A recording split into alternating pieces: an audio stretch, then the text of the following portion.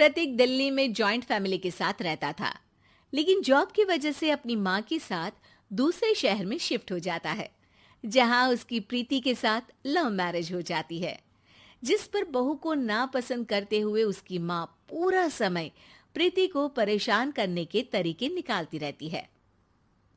प्रीति, कहाँ हो? सुबह का नाश्ता दोपहर में खिलाओगी क्या? इसमें प्रीति और प्रतीक ऑफिस जाने के लिए तैयार हुए कमरे से बाहर आते हैं, जिसे देख सास प्रीति पर भड़कने लगती है। महारानी, तुम सुबह सुबह तैयार होकर घर का सारा काम छोड़कर कहाँ चल दी? जी वो ऑफिस। हैं? तुम ऑफिस से जाओगी तो घर में जो सफाई, नाश्ता, खाने का काम है वो क्या मैं करूंगी? माँ, मैंने उससे वादा किया था कि वो जॉब कंटिन्यू कर सकती है। अरे वाह जी वाह, दोनों आपस में सलाह कर फैसले ले लिए। मैं क्या यहाँ बेवकूफ बैठी हूँ? मुझसे पूछना किसी ने जरूरी नहीं समझा? मम्मी, आप फिक्र ना करें, मैं आज ही रेजिग्नेशन दे दूंगी। प्रीति ऑफिस के लिए चली जाती है और अगले दिन से जॉब छोड़ घर के कामों में लग जाती है, लेकिन साथ ही उदास भी रहने लगती है, जिसे देख प्रतीक को अच्छा नहीं लगता। मुझे पता है तुम्हें अपनी जॉब कितनी पसंद थी। आई एम सॉरी प्रीति। अरे कुछ नहीं होता, बस मम्मी खुश रहनी चाहिए। अब प्रीति अपनी सास को खुश करने और उनका दिल जीतने की जी तोड़ कोशिश करती रहती है, पर सास कभी उससे सीधे मुंह बात तक नहीं करती। इसी तरह दिन बीतने लगते हैं। एक शाम प्रतीक ऑफिस से परेशान घर वापस आता है। माँ, चाची का फोन आया था। दादी की तबीयत बहुत खराब है, हमें दिल्ली जाना होगा। पति की बात सुन प्रीति तो पैकिंग शुरू भी कर देती है, पर माँ वहीं बूत बनी खड़ी रह जाती है। लगता है मम्मी अपनी सास से बहुत प्यार करती हैं, तभी उनके बीमार होने की खबर सुन शॉक में आ गई। ये प्यार नहीं, परेशानी है। तुम तो ऐसे सोचो कि अब से जब तक दिल्ली में हो तुम्हारे अच्छे दिन शुरू। अच्छा, ऐसा क्या है दिल्ली में? वो तुम्हें कुछ ही घंटों में पता चल जाएगा। सास के रिएक्शन और पति की बात से कंफ्यूज्ड प्रीति दोबारा पैकिंग में लग जाती है, जिसके बाद कुछ घंटों का सफर तय कर तीनों दिल्ली पहुंच जाते हैं, जहां घर के अंदर पहुंचते ही लोगों की भीड़ देख प्रीति परेशान हो जाती है। हे भगवान, इतनी भीड़! प्रतीक, कहीं तुम्हारी दादी को कुछ हो तो नहीं गया ना?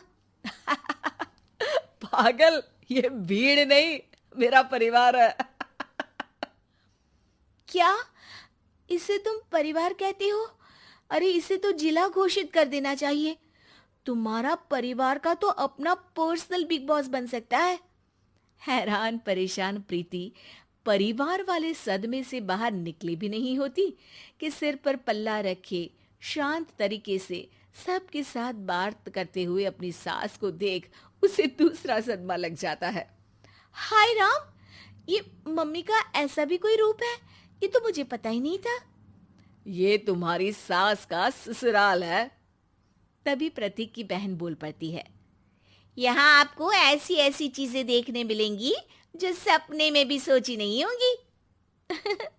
हाँ, ये कुछ दिन तो बहुत इंटरेस्टिंग लग रहे हैं।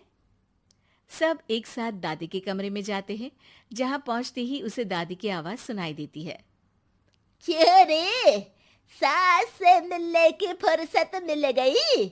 दूसरे शहर जाकर छूट क्या मिली? तुम तो भटकता पंछी बन गई। इतने समय में ये तक नहीं पूछा कि जिंदा भी हूं या मर गई। प्रीति की सास अपनी सास के पैर छूती है। अरे कैसी बात कर रही है मम्मी, आपको तो मेरी उम्र भी लग जाए। अरे बस कर, ये झूठी उम्र देने वाली बातों का दिखावा ना कर। तेरा बस चले ना तो जो मेरी बची कुची जिंदगी है वो भी अभी खत्म कर दे। अरे बहू कहाँ है? इस पर सास प्रीति को दादी से मिलवाती है। दादी प्रीति को बहुत प्यार देती है। क्यों बहू, तेरी ये सास परेशान तो नहीं करती ना? अगर करती है तो अभी बता दे, मैं इसकी क्लास लगा दूंगी। अरे कैसी बात कर रही हैं माँ जी, भला मैं क्यों किसी को परेशान करूंगी। प्रीति अपनी सास का ये रूप एंजॉय कर ही रही होती है कि तभी चाची वहां आकर प्रीति को अपने साथ ले जाती है। सास की क्लास लगते देख जो खुशी मिल रही थी वो तुम्हारे चेहरे से साफ पता चल रही थी, इसीलिए ले आई, क्योंकि अगर उन्हें पता चल जाता तो तुम्हारी खैर नहीं थी। थैंक यू चाची जी।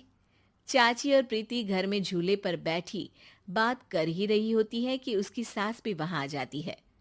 मतलब यहाँ सारा काम मैं करूं और तुम बैठी हंसी ठिठोली करो? अरे चलो जाओ खाना बनाओ। सास प्रीति को डांट कर काम करने भेज देती है, जिसे दादी देख लेती है और एक बार फिर सासू माँ की क्लास लग जाती है, जिसे पूरा परिवार मजे से खड़ा होकर देखने लगता है।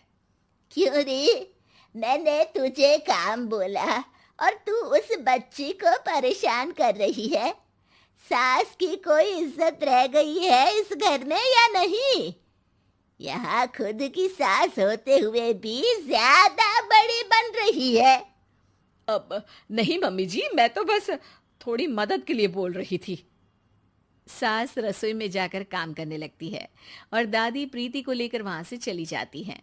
इसी तरह एक हफ्ता बीत जाता है, जिसमें दादी अपनी बहू को डर, इज्जत और प्यार का फर्क समझाती रहती है और प्रीति उसका मजा लेती है। वापस जाते हुए दादी प्रीति और उसकी सास दोनों को अपने पास बुलाती है। मेरी बहू जिद्दी और अड़ियल है, इसलिए उससे हमेशा सही काम करवाने के लिए मुझे सख्ती करनी पड़ती है। लेकिन तुम्हारी बहू अच्छी है, तेरी खुशी के लिए वो अपनी जॉब और सपने भी छोड़कर घर में बैठी है। अपनी बहू के साथ प्यार से रहो। और प्रीति, अगर अभी भी तुम्हारी सास परेशान करे ना, तो फिर तुम्हें पता चल ही गया है कि शिकायत कहाँ करनी है। जी, अपनी सास के ससुराल में उनकी सासू माँ के पास।